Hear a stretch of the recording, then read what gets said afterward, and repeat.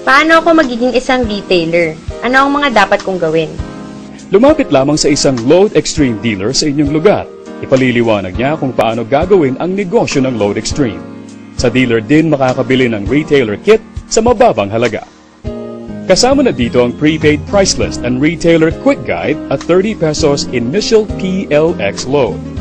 I-register ang retailer ID number sa pamamagitan ng SMS.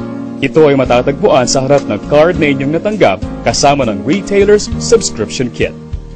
Sa pag-register, i-type ang PLX space REG space retailer's ID number space subscription activation code o SAC space birthday sa month-day-year format space at ang inyong buong pangalan.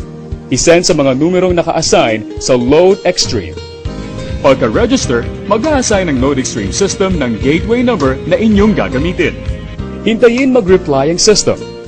Ganito ang matatanggap nating reply. Siguraduhin lamang na sundin ito sa pag-send ng inyong address information sa system.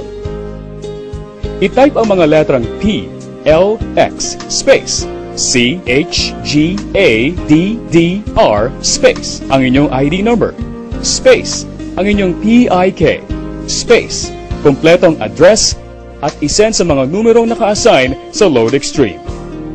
Hintayin mag-reply ang system.